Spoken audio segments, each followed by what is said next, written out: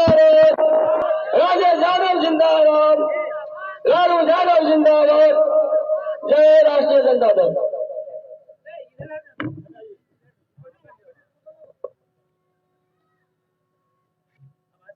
राजनगर प्रखंड में आयोजित ग्राम चौपाल कार्यक्रम की अध्यक्षता कर रहे युवा राष्ट्रीय जनता दल के सोशल मीडिया के प्रभारी भाई कुंदन जी, इस कार्यक्रम का संचालन कर रहे हैं राष्ट्रीय जनता दल के प्रखंड अध्यक्ष हम लोग के गार्जियन देव नारायण शाह जी। इस कार्यक्रम में हम लोग के बीच में उपस्थित हैं युवा राष्ट्रीय जनता दल के जिला अध्यक्ष इंद्रभूषण यादव जी। हम लोग के बीच में उपस्थित हैं इसी जिला के साथी हैं, प्रदेश के महासचिव हैं आसिफ अहमद साहब।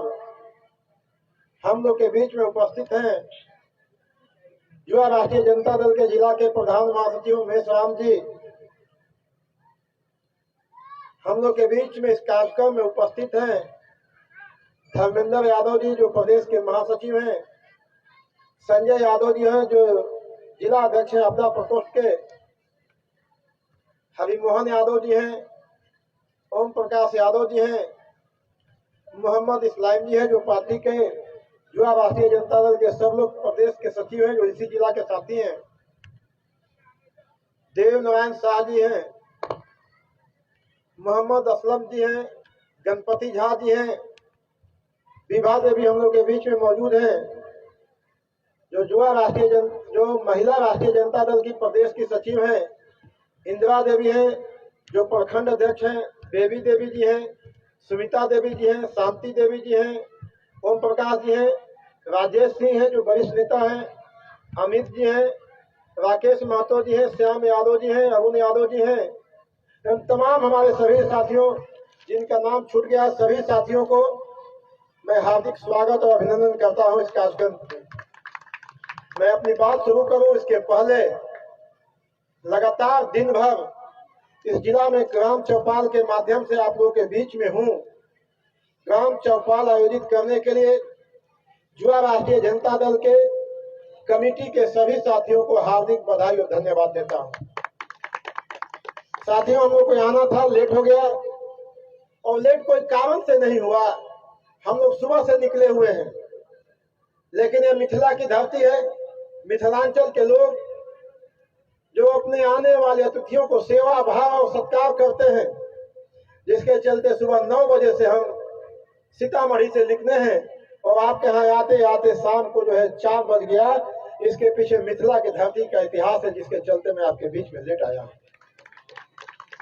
साथियों, सभी साथियों ने अपनी अपनी बात अपने अपने तरह से आपको रखा है। मैं समझता हूं कि कोई ऐसी बात नहीं बच गई है जो आपके बीच में रखना है। समय ज्यादा हो गया, आपको भी जाना है, हमको भी पटना कुछ कारणों से निकलना है, इसलिए जल्दा नहीं, लेकिन 2 शब्दों में अपनी बात को रखूंगा। क्या ग्राम चौपाल और ये जो कार्यक्रम है, हम लोग का जिन लोगों से 2024 में मुकाबला होना है, उन लोगों से मुकाबला होना है जिनके पास इस देश का संपत्ति है। हम लोग के पास उन लोगों से मुकाबला होना है जिनको झूठ परोसने के लिए मीडिया उनके पास है। हम लोग को उन लोगों से मुकाबला है कि अगर हमारे साथ न्याय होता है और न्याय के लिए जिस दरवाजा को खटखटाते हैं, वो दरवाजा भी उनके पास है। हमको उन लोगों से 2024 में मुकाबला हम लोग का होना है जो खबरों को छापना है, वो आपके पास पहुंचाना है। हमारी खबरों के आपके पास नहीं पहुंचाएंगे, उनके खबरों के आपके पास पहुंचाएंगे। उन लोगों के साथ हम लोग का मुकाबला है, यानी हमारा जिन लोगों से मुकाबला है ये बहुत ही बलवान और शक्तिशाली लोग हैं, लेकिन फिर भी मुकाबला करना है। अगर हम मुकाबला नहीं करेंगे तो हमको वहीं पहुंचा दिया जाएगा जहां से 100-2 साल पहले हम लोग हुआ करते थे। हमारे बाप दादों ने, हमारे घर के, आपके घर के लोगों ने बहुत ही मेहनत करके, कठिन परिस्थितियों में लड़ करके इस देश के संविधान को लागू कराया और उस संविधान में लागू हुई बातों को इस धरती पर उतारने का काम किया है। इसके लिए लोगों ने बहुत बड़ी बड़ी कुर्बानियां दी हैं, बहुत संघर्ष किए हैं। लेकिन आज हम युवा नौजवान साथियों के ऊपर जो हमारे पुरख जो हमको दे के गए हैं, उसको ही बचाने की जवाबदेही हम पर आन पड़ी है। न तो आने वाली पीढ़ी भी हमसे हिसाब मांगेगी कि जब देश का संविधान खतरे में था, जब देश का संविधान बदला जा रहा था, जब देश के संविधान को कमजोर किया जा रहा था, तब आप सब क्या कर रहे थे? क्योंकि आपके पुरखों ने तो आपको दे दिया था और हमारे पुरखों का दिया हुआ देन है कि आज गरीब के घर का बेटा भी कलेक्टर बनता है, आज मुसहर का बेटा भी मुख्यमंत्री बनता है, दलित का बेटा भी महारानी बनती है और उत्तर प्रदेश जैसे बड़े राज्य की बेटी बनती है और मुख्यमंत्री बनती है। ये हमारे पुरखों की लड़ाई है साथियों। लेकिन 2024 का जो मुकाबला है, बहुत ही अहम मुकाबला है और हमको उस मुकाबला में लड़ना है और जीतना है। इसके लिए हम जो है लोगों के बीच में आए हैं और इसके लिए एक ही रास्ता है कि लोगों से संपर्क और संवाद करना होगा, एक एक व्यक्ति से संपर्क करना होगा और अपने नेताओं का संवाद उनके तक पहुंचाना होगा। और इसी के लिए युवा राष्ट्रीय जनता दल लगातार ग्राम चौपाल के माध्यम से अपने लोगों के बीच में जा रहा है, आपसे संपर्क और संवाद स्थापित कर रहा है। साथियों, भारतीय जनता पार्टी जब 2014 में जब आई थी और आने के पहले जो वादा की थी, सभी साथियों को मालूम है। उसमें मैं जो है बहस में नहीं जाना चाहता हूं, समय नहीं है। लेकिन उन्होंने कहा कि मैं 2 करोड़ लोगों को रोजगार दूंगा, 2 करोड़ लोगों को नौकरी दूंगा। नौकरी किन लोगों को चाहिए? नौकरी समाज के गरीब लोगों को चाहिए, मध्यम वर्ग लोगों को चाहिए, सीमांत किसान को चाहिए। उन लोगों को नहीं चाहिए जिनकी भाजपा पे विकार करती है। लेकिन उन्होंने नारा, हमारे समाजवादियों के नारा को चुराया और कहा कि हम नौकरी देंगे। उन्होंने कहा कि हम जो है महंगाई कम करेंगे। ये नारा हम लोग के नेता, समाजवादी नेता डॉक्टर राम मनोहर लोहिया का था और हमारे गार्जियन लोग जो उस समय लड़ाई में थे, सबको मालूम था कि समाजवादियों ने अगर किसी चीज पर विशेष ध्यान दिया और कहा तो एक कहा कि विशेष अवसर का सिद्धांत लागू करो। जो समाज में पिछड़े हैं, जो समाज के मुख्य धारा से छूट गए हैं, उनको आगे आने के लिए आरक्षण का प्रावधान करो, विशेष अवसर का सिद्धांत दो। और दूसरा, उन्होंने जो सबसे ज्यादा जोर दिया था कि महंगाई को बांधो, महंगाई को काबू करो। अगर जब तक महंगाई काबू में नहीं होगा, इस देश के गरीब का उत्थान नहीं होगा। यह समाजवादियों का नारा था। लेकिन भारतीय जनता पार्टी के लोग वो चतुर और चालाक लोग हैं, वो शातिर लोग हैं, हमारे नारे को चुराया और 2014 में कहा, जब 50 रुपया 60 रुपया पेट्रोल था, कहा बहुत ही महंगाई के मार अब की बार भाजपा सरकार, और यह नारा देके पेट्रोल के 150 रुपया पहुंचा दिया, रसोई गैस पर 1300 रुपया पहुंचा दिया, खाने पीने वाले चीजों को भी दाम बढ़ा दिया। लेकिन साथियों, खाने पीने वाले चीजों को जो दाम बढ़ा, उससे किसानों को कोई फायदा नहीं हुआ। आज भी गेहूं उसी रेट में बिकता है जो 10 साल पहले बिकता था। आज भी चना उसी रेट में बिकता है जो 10 साल पहले बिकता था। आज भी मकई उसी रेट में बिकता है जो 10 साल पहले बिकता था। लेकिन जब बाजार से आया तो उसका 3 गुना 4 गुना रेट हो गया। यानी अगर कोई हुआ तो दलालों का बढ़ा, बिचौलियों का बढ़ा। और बिचौलिया कौन है?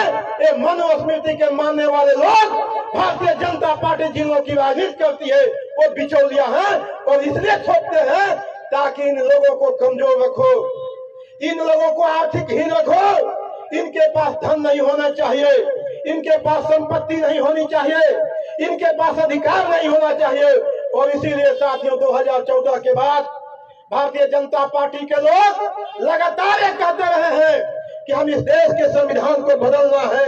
यह संविधान बहुत दिनों का संविधान हो गया, उनको यह नहीं दिखाई देता है कि संविधान ने इस देश में क्रांतिकारी परिवर्तन किया है कि मुंह पकड़ने वाला का भी बेटा मुख्यमंत्री बनने लगा। अगर इसका कोई देन है तो इस देश के संविधान का देन है। भैंस चराने वाला का भी बेटा मुख्यमंत्री बनने लगा, केंद्रीय मंत्री बनने लगा, पवरिया का बेटा भी कलेक्टर बनने लगा और डीजीपी बनने लगा। अगर कोई देन है तो इस संविधान को देन है। भारतीय जनता पार्टी दिनों की राजनीति करती है, मनुस्मृति के विचारधाराओं के मानने वालों की राजनीति करती है। और जो समाज में बदलाव हुआ उन्होंने देखा कि जिनके बाप दादा हमारे दरवाजे पर बैठ नहीं सकते थे, उनका बेटा भी कलेक्टर बन के हमारे सामने खड़ा है, उनका बेटा वीडियो बन के हमारे सामने खड़ा है। इसलिए इस बात को बचा नहीं पाए और जिस तरह से मौका मिलते ही हमारे लोगों को लोभ दे करके, छल कर करके, धोखा दे करके देश के नौजवानों को, इस देश के गरीबों को जब वे दिल्ली में बैठे तो उन्होंने सबसे पहला काम अगर अनुभव किया कि इस देश में अगर बदलाव का कोई कारण है, इस देश में कोई परिवर्तन अगर आ रहा है तो इसके पीछे अगर कोई कारण है तो इस देश का संविधान है। इसलिए उस देश के संविधान को बदलना चाहते हैं। लेकिन साथियों, बाबा साहब डॉक्टर भीमराव अम्बेडकर ने इस देश को संविधान को लागू करते हुए, इस देश को लोगों को संबोधित करते हुए कहा था, ए मेरे दलित भाइयों, ए मेरे पिछड़े भाइयों, ए मेरे पिछड़े भाइयों, मैंने इस संविधान में आपको ताकत दिया है। इस ताकत के दम पर आप इस देश के हुक्मरान बन सकते हो। सदियों से आपने गुलामी झेली है, लेकिन अब इस देश के हुक्मरान बनने का समय आपका आ गया है। उन्होंने कहा कि संविधान में हमने न्याय का ताकत दिया है। जो पहले अन्याय जातियों के नाम पर होता था, अब अन्याय नहीं होगा। मैंने न्याय का ताकत दिया है। उन्होंने कहा किसी संविधान में मैंने आपको समानता का ताकत दिया है। जो जाति के आधार पर भेदभाव होता था, अब आपको कोई भेदभाव नहीं करेगा। मैंने उसमें कानून बना दिया है। लेकिन भारतीय जनता पार्टी के लोग जो मनुस्मृति में भरोसा रखने वाले लोग हैं, इसलिए इस देश के संविधान को बदलना चाहते हैं। लेकिन उनको मालूम है कि इसके देश का दलित जाग चुका है, इस देश का पिछड़ा जाग चुका है, इस देश का शोषित तबका जाग चुका है।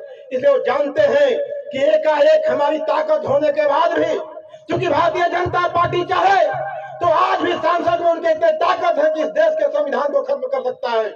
लेकिन मालूम है कि दलितों के बीच जो जागृति है, पिछड़ों के बीच जो जागृति आई है, संविधान के प्रति जो कमिटमेंट शोषित वर्गों के बीच में आई है, हम एकाएक इस देश के संविधान को नहीं बदल सकते हैं। इसलिए उन्होंने साजिश के तहत इस देश के संविधान को कमजोर करने का, षड्यंत्र रचने का काम किया और इसके लिए नई नई नीतियां लाया। और सबसे पहला नीति लाया नई शिक्षा नीति, ताकि इस तबका को, इस गरीब तबका को, दलित तबका को शिक्षा से दूर कर दो। जो मनुस्मृति कहता है कि दलितों को, शोषितों को, वंचितों को पढ़ने लिखने का अधिकार नहीं है। अगर नई शिक्षा नीति लागू रह गई तो आने वाले 10 साल 20 साल के बाद आपके घर में भी पढ़ने लिखने वाला कोई नहीं बचेगा। ये भारतीय जनता पार्टी और आरएसएस की साजिश है। मनुस्मृति कहता है कि आपके पास रोजगार नहीं होना चाहिए, आपके पास धन संपत्ति नहीं होना चाहिए। इसे सोची समझी नीति के तहत सरकारी नौकरियों को खत्म किया गया और उसको प्राइवेट किया गया। सरकारी पूंजी को बेचा गया और कंपनियों के पास भेजा गया, ताकि आप वहां जाएं तो कमियां मजदूर बन के रहे, दिहाड़ी मजदूर बन के रहे, काम करें। जो सरकारी नौकरी में आपको 60,000, 70,000, 1 लाख रुपया मिलता है, अगर सरकारी संपत्ति बिक जाएगी तो आपको 3,000, 4,000, 5,000 रुपया पर भी वही काम करना पड़ेगा। यह भारतीय जनता पार्टी की साजिश है इस देश के लोगों को कमजोर करने के लिए। उसने महंगाई को बढ़ाया। जो आपको याद होगा 1999 में अटल बिहारी वाजपेयी की सरकार थी, भारतीय जनता पार्टी की सरकार थी। नमक 200 रुपया किलो हुआ था, प्याज 150 रुपया किलो हुआ था। लेकिन जैसे ही समाजवादियों के सहयोग से 2004 में सरकार बनी, कहां गया महंगाई, कहां चला गया नमक, कहां चला गया प्याज, सब अपने दाम पर आ गया। साथियों, समाजवादियों लोगों का एक कमिटमेंट होता है।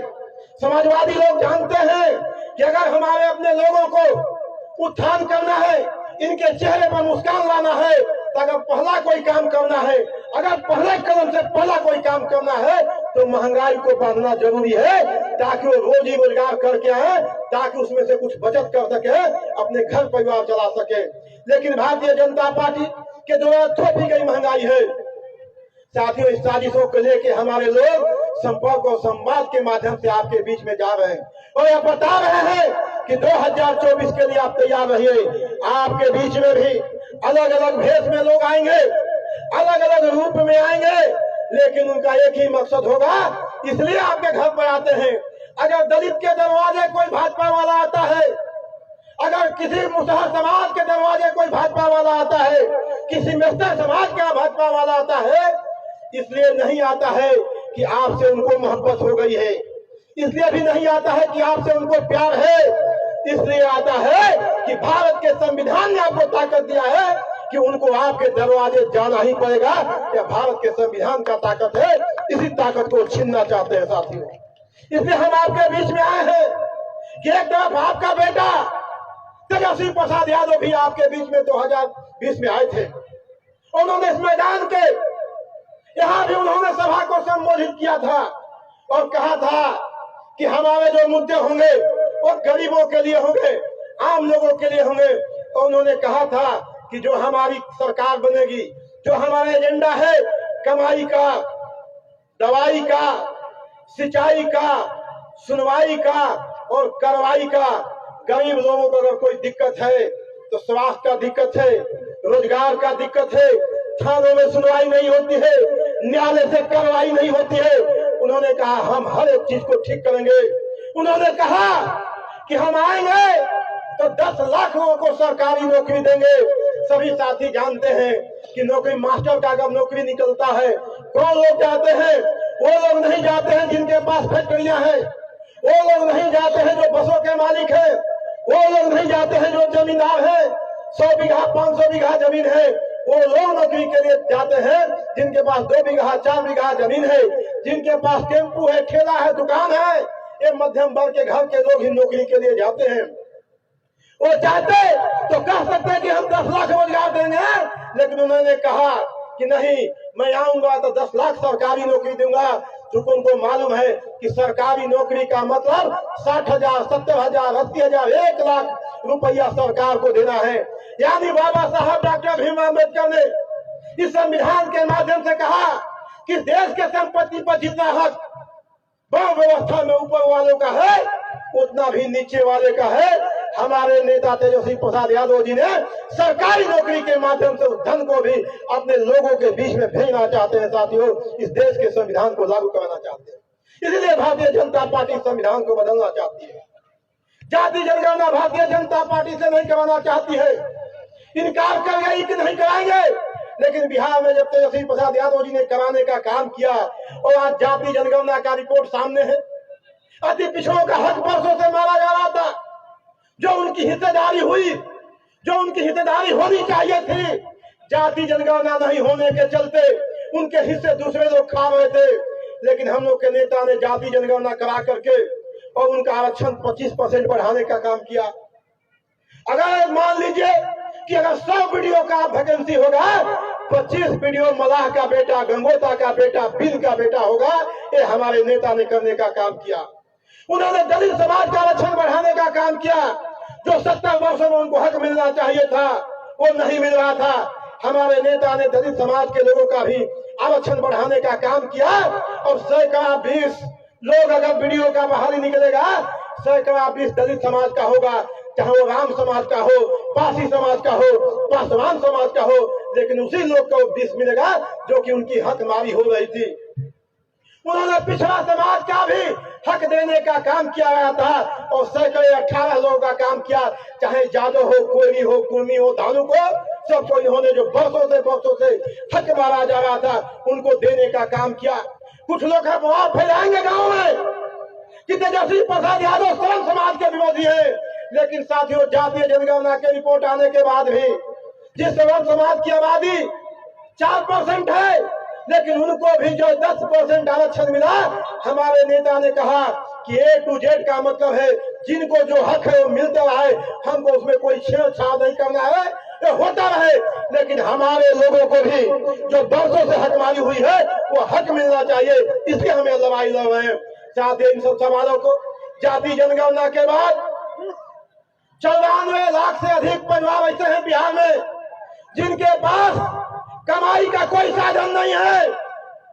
वो 94 लाख कोई यादव समाज के लोग नहीं है, कोई पासवान और राम समाज के लोग नहीं है, उसमें ब्राह्मण समाज भी है, लाला समाज भी है, राजपूत समाज भी है, ब्राह्मण समाज भी है, यानी हर तबके के ऐसे लोग हैं बिहार में। 94 लाख से अधिक परिवार हैं जिनको कमाई का कोई साधन नहीं है। उनके लिए भी समाजवादियों की सरकार ने 2-2 लाख रुपया देने का प्रावधान किया।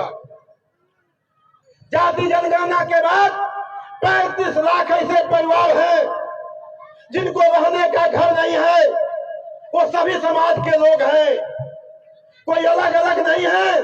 उन लोगों के लिए भी हमारे नेता समाजवादियों की सरकार ने, समाजवादी नेता तेजस्वी प्रसाद यादव जी ने 1,20,000 रुपया उनको घर दिलाने के लिए, घर बनाने के लिए देने का काम किया।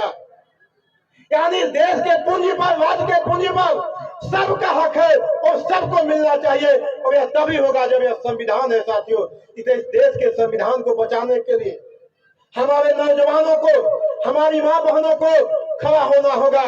यह देश का संविधान ही है कि चाहे अंबानी की बीवी हो या ठेला चलाने वाली की बीवी हो, सबको एक वोट देने का अधिकार है। ये हमारे देश का संविधान है। इसी संविधान को भारतीय जनता पार्टी के लोग बदलना चाहते हैं। हम इन्हीं सवालों को लेकर आपके बीच में आए हैं। हमारे साथी लगातार 23 दिसंबर से गांव गांव घूम करके ग्राम चौपाल के माध्यम से संपर्क और संवाद कर रहे हैं।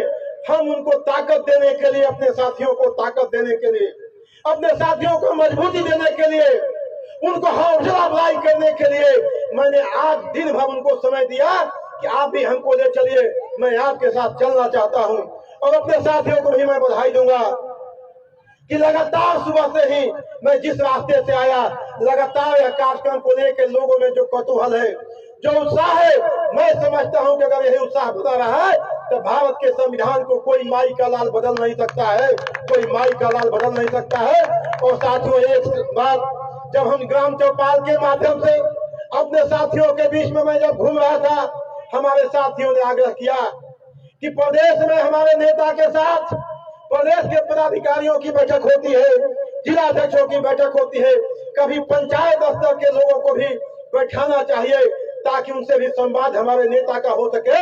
हमने अपने नेता से आग्रह किया और 28 फरवरी को बापू सभागार में युवा राष्ट्रीय जनता दल के पंचायत अध्यक्ष और पंचायत अध्यक्ष और प्रखंड अध्यक्ष और प्रखंड की कमेटी, सभी लोगों को बापू सभागार पटना चलना है, अपने नेता के साथ बैठक करना है और वहां से जो निर्देश आए उसको गांव में लेके जाकर 2024 और 25 की लड़ाई के लिए आप रणभूमि तैयार कीजिए और अपना बूथ जीतिए, देश जीतिए का नारा के साथ इस बात को मैं यही समाप्त करता हूं। जय हिंद, जय भारत, राष्ट्रीय जनता दल जिंदाबाद, लालू यादव जिंदाबाद, तेजस्वी यादव जिंदाबाद, कर्पूरी ठाकुर अमर रहे, समाजवाद जिंदाबाद।